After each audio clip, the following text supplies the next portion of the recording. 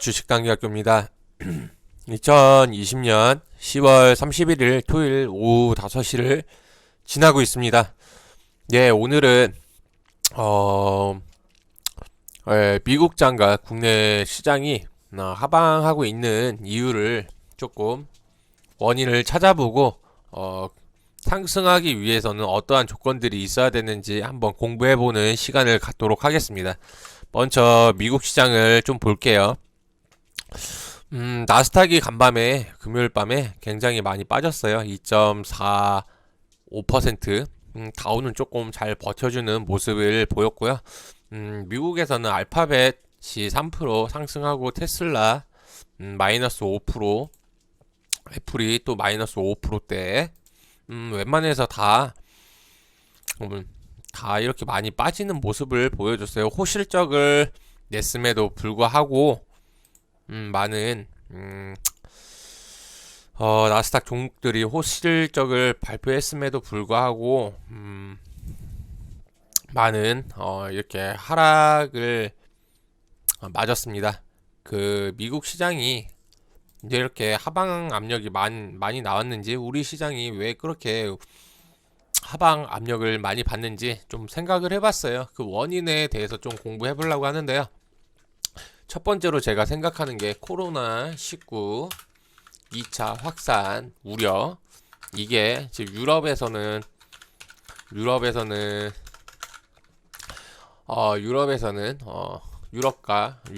봉쇄가 벌써 들어갔고요. 미국도 일부 주부터 이제 봉쇄를 다시 들어가기 시작을 했습니다. 이 코로나 2차 확산에 대한 불확실성, 독감하고 이 코로나가 겹치는 트윈데믹도 우려되는 게 있죠. 저번 주에 제가 아침 생존 뉴스를 올려드리면서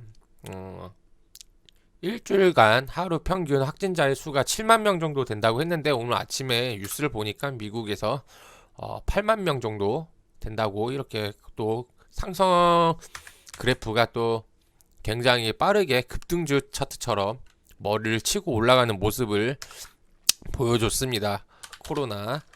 그리고 두 번째가 미국의 경기 부양책에 합의가 안 됐다는 거예요. 이 불확실성이죠, 다 불확실성이죠. 그리고 세 번째 요인이 이렇게 요걸로 보시면 되는 것 같아요. 미국 대선에 대한 불확실성, 그리고 서로 지금 트럼프랑 바이든이 서로 얘기하는 게 표차가 별로 안 나면은 서로 불복할 거다 라는 말을 해요. 거기에 대한 불확실성. 그리고 네 번째가 고점에 대한 불확실성입니다. 요 네 개가 지금 미국 증시를 조정에 들어가게 한 하나의 뉴스들이 아닐까라는 생각을 합니다. 네, 첫 번째로 우리가 그러면은 이게 하방이 언제까지 나올 것이며 언제 또 상방으로 추세가 꺾여서 올라갈까라는 문제를 한번 생각을 해봐야 되잖아요. 일단 제가 생각하는 지금 하방의 요인이 크게 이렇게 네 가지로 나왔어요. 그러면은 우리가 이게 바닥을 잡고 올라가기 위해서는 어떻게 돼야 될까라는 것도 한번 생각을 해봐야 되잖아요. 여러분들 이 하락을 멈추고 올라가기 위해서는 어떠한 좋은 뉴스가 떠야 될까요?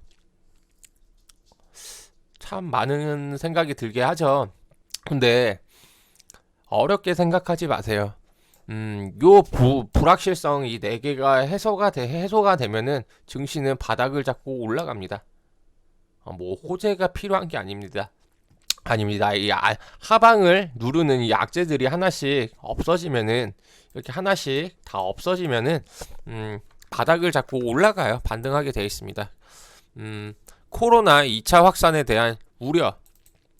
이 일본의 불확실성을 없애려고 하면은 어떤 뉴스가 떠야겠어요? 백신이나 치료제 같은 게 나와야겠죠. 근데 제가 이렇게 이 영상을 찍으려고 준비하다 보니까 또 이렇게 뉴스가 또 떴습니다.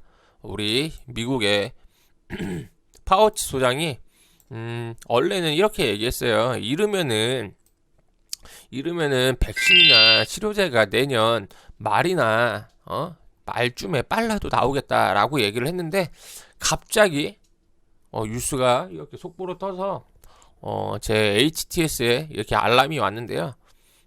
올해 갑자기 이 파우치 소장이 올해 12월 말이나 내년 초에 공급될 것이다 라고 이렇게 얘기를 했다는 뉴스가 이렇게 나왔습니다.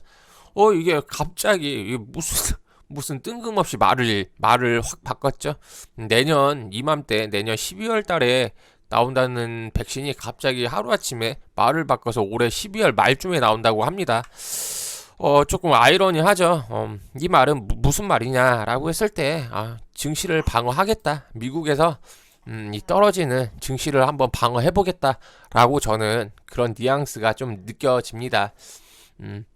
그래서 일본의 코로나 확산에 대한 이 불확실성을 좀 제거를 하려고 하면은 이 백신이나 치료제가 나와야 되는데 희한하게도 미국장이 최근에 많이 빠졌는데 주말에 파우치 소장이 저런 얘기를 했구나 라는 거 보면은 월요일날 우리나라 시장을 시작으로 이제 우리나라 시장 끝나고 유럽장 그 다음에 미국장에서 반등이 어떻게 나오는지 그거를 한번 체크를 해보시면 되고요. 두 번째, 경기 부양책 합의가 안 됐죠. 굉장히 실망스러울 텐데 이 부분은 이 3번을 보시면 돼요. 미국의 대선 그리고 거기에 대한 불복의 불확실성이라고 얘기를 했어요.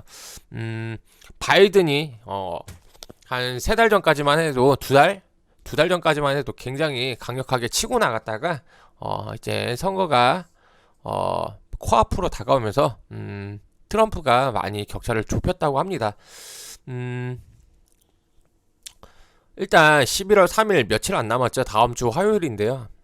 그때 결과까지는 좀 기다려 봐야 돼요. 누가 될지. 그리고 대선이 끝났다고 중요한 게 아니라 큰 차로 이겨야 돼요. 한 명이 큰 차로 이겨야 돼요. 누가 되든 상관은 없는데 중요한 게 아니라 만약에 트럼프가 근소하게 진다라고 했을 때는 거기에 대한 불복을 한다고 했어요. 불복을 하면은 또 그 시간이 굉장히 길어지겠죠. 그러면 거기에서 오는 불확실성이 굉장히 커지기 때문에 약간 우리가 11월 3일 대선이 끝나더라도 이 한쪽이 불복을 하냐 안 하냐라는 그 결과치를 보고 조금 기다릴 필요가 있습니다.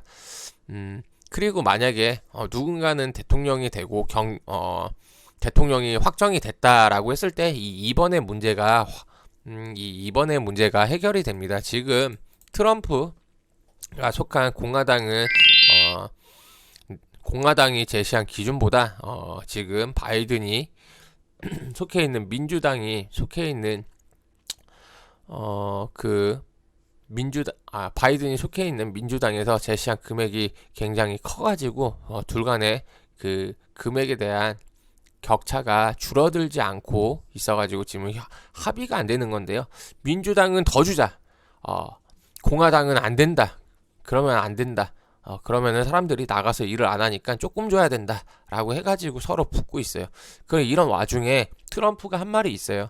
내가 대통령이 다시 재선이 된다고 하면은 지금의 민주당이 내세운 그런 경기 부양책보다 더 강한, 더 많은 그런 경기 부양책을 실시를 한다고 얘기를 했어요. 대선을 끝나고. 만약에 트럼프가 된다고 하면은 미국인들 그 입장에서 더 많이 돈을 준다는데, 더 많이 경기 부양책을 해준다는데 엄청난 기대 심리가 나오겠죠. 근데 만약에 트럼프가 떨어지고 바이든이 된다고 생각을 해보세요. 기존에는 공화당은 조금 주자고 했고 민주당은 많이 주자고 했는데 바이든이 된다고 하면 어떻게 되겠어요? 나이스 땡큐죠. 원래 땡큐였던 거예요. 그거는 원래 땡큐. 이제 저 못 받을 돈이었는데, 못 받을 수도 있던 돈이었는데 저 받을 수 있겠구나 라는 기대감이 더 받기 전까지 생겨나겠죠. 그러면 증시는 상승하게 돼 있어요. 왜 이거를 중요하게 보냐? 합의 보셨잖아요. 3월에 개 급락하고 반등할 때 돈 풀면은 다 됐잖아요. 그만큼 돈에 대한 그 기대 심리가 크다 그거예요. 미국에서도. 그렇기 때문에 이 3번 대선에 대한 불확실성, 이 불복에 대한 불확실성만 끝나면은 2번이 같이 제거가 되기 때문에 증시는 하락을 멈추고 상승 반전할 가능성이 굉장히 크다라고 생각을 하시면 됩니다. 고점에 대한 불확실성, 고점에 대한 불확실성, 그리고 일부 차익 실현 욕구는 지금 계속 나오고 있죠. 지금 계속 나오고 있죠. 그러기 때문에 이 대선이 미국 대선이 끝날 때까지는 이거는 계속 나올 것 같아요. 일정한 바닥을 테스트하면서 계속 약간 하방 쪽이 강하지 않을까라는 생각을 합니다. 그래서 우리가 생각하는 이 악재들이 해결하면은 증시들이 다시 반등을 치고 고개를 돌리고 올라갈 가능성이 굉장히 큽니다. 지금 조정 중이니까 일부 차익 실현 이 4번은 지우고요. 지금 진행 중이니까 미국 대선이 제가 보는 가장 큰 시나리오는 증시가 상승하기 위해서는 미국 대선이 누가 되든 일단 확정이 돼. 그래가지고 이 불확실성을 좀 누구든지 바이든이 되든 트럼프가 되든 빨리 확정되고 이 불복하지 않으면은 불확실성이 하나 제거가 돼. 그 다음에 경기 부양책이 합의가 돼.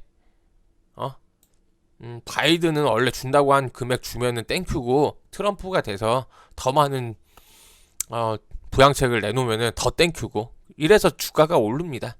코로나19는 어떻게 될 것이냐라고 했을 때 바이든이 얘기하잖아요. 12월 말에 내년 초나 나올 거라고. 나올 것 같습니까? 안 나옵니다. 그때 가면 또 약간의 또 딜레이가 된다 또 그러면서 이빨을 털 겁니다. 제 생각입니다. 뭐 그러면서 코로나가 확진되면서 뭐 단체 면역 생기면서 그렇게 또 어영부영 갑니다. 뭐 일본에 대해서 이렇게 얘기를 하냐면은 우리가 지금 에이즈나 에볼레 치료제도 안 나왔는데 코로나19 치료제가 쉽게 나오겠습니까? 갑자기 작년 정도에 빨라도 작년 정도 된다는 게 갑자기 올해 말로 지금 2달 정도 남았는데 그렇게 갑자기 1년 2개월이나 땡기면서 그렇게 되겠습니까? 안 됩니다. 언론 플레이 하는 거라고 생각합니다. 단지 이 확산이 돼도 이 돈만 주면은 다들 똑같잖아요. 눈 멀어가지고 증시는 올라간다라고 생각을 합니다. 참 어려운 시장이에요. 그래가지고 우리가 지금 시장을 어떻게 대응을 해야 되냐라고 했을 때 제가 항상 요즘에 최근 시향 많이 올려드리죠. 간망하자고. 오를 때는 홀짝 게임 하지 말고 간망하자고. 약간 높은 단에 산 거는 주가가 올라서 높은 단에 산 거는 좀 손절을 하고 좀 간망을 해보고 내가 많이 물렸어도 밑에 물린 거는 조금 증시가 빠져도 버텨볼 만한 하니까 좀 버텨보자라고 말씀드리고 있어요. 가장 중요한 키포인트가 뭐예요, 여기서? 여러분들이 생각하기는? 저는 2번인 것 같아요. 2번이래. 2번이 가장 중요한데, 얘가 가장 중요해요. 경기 부양책이. 근데 여기에 2번이 되기 위한 하나의 가장 큰 키포인트는 이 미국 대선하고 그 불복을 하냐, 안 하냐, 확정이 되냐, 안 하냐, 이거의 차이인 것 같아요. 그래가지고 일단 미국 대선이 끝나면은 이 불확실성이 어느 정도 많이 제거가 될 거니까 제거가 되면 경기 부양책 합의가 나오고 경기 부양책 합의가 되면은 또 돈 준다 좋다니까 또 뭐라고 돈 준다고 좋다고 하니까 또 3월처럼 이런 코로나 확산 이런 게 다 묻힐 수가 있어요 증시에서. 그래서 일단 11월 3일 결과 발표 날 때까지 그리고 하루 이틀 정도 더 불복을 하냐 안 하냐 그런 뉴스가 뜨기 전까지는 조금 기다리고 관망해 보시길 바랍니다. 예, 오늘은 모처럼 10월의 마지막 날 미국 시장과 우리나라 시장의 하락 요인과 상승하기 위한 요인에 대해서 공부를 해봤습니다. 예, 여러 가지 악재들이 많고 불확실성이 많아가지고 조금 시장이 많이 빠졌는데 제 생각으로는 이 대통령 선거에 대한 그 불복에 대한 불확실성만 잘 제거가 된다고 하면은 다시 상승을 이게 하나의 불확실성 3번이 제거가 되면서 2번과 3번에 굉장히 3번이 2번에 영향을 주고 2번이 다시 1번에 영향을 줘서 다시 증시가 반등할 수 있는 기회가 되지 않을까라는 생각을 합니다. 하지만은 증시는 아무도 모르기 때문에 조금 우리가 물러나서 관망을 해놓자라는 말씀을 드릴게요. 기술적으로 봐도 지금 우리나라 시장이 여기 2250에서 80포인트 요 사이 박스권 구간에 들어왔어요. 여기 박스권 상단이 강한 저항 라인이었는데요. 강한 저항 라인인데 뚫고 올라온 지점이 강한 지지 라인이 된다고 했는데 여기 벌써 쌍바닥을 잡은 자리예요. 여기서 만약에 밀린다라고 했을 때는 기술적으로도 조금 많이 밀릴 가능성이 있으니까요. 일단 우리가 보는 거는 미대선까지는 조금 기술적으로는 좀 안 좋게 나올 수도 있으니까 이 3번이 확실히 될 때까지는 시장을 좀 관망하면서 시장의 분위기를 좀 느껴보는 전략으로 그렇게 말씀드리고 있습니다. 예, 요즘 시장이 굉장히 어렵습니다. 괜히 무리하게 따라 들어가지 마세요. 14조를 샀어요. 14조를 14조를 금요일장에 그냥 참 안 좋은 모습이에요. 항상 말씀드리지만은 소수의 부자는 다수의 개인과 반대로 행동해서 나오는 사람들이라고 말씀을 드렸어요. 그렇기 때문에 우리가 너무 흥분하지 말고 좀 물러나는 하나의 방법도 좋은 방법이에요. 항상 말씀드리지만 만약에 진짜 운이 나빠서 급락이 나왔다라고 하면은 우리는 또다시 3월 달에 잡지 못한 마지막 기회가 올 수도 있으니까요. 시장이 불안할 때는 조금 조금 한 발짝 물러나서 대응하는 것도 정말 큰 지혜니까요. 그런 거를 잘 알아두시고요. 오늘은 영상 여기서 마치겠습니다. 도움이 되셨으면 구독과 좋아요 부탁드리겠습니다. 감사합니다.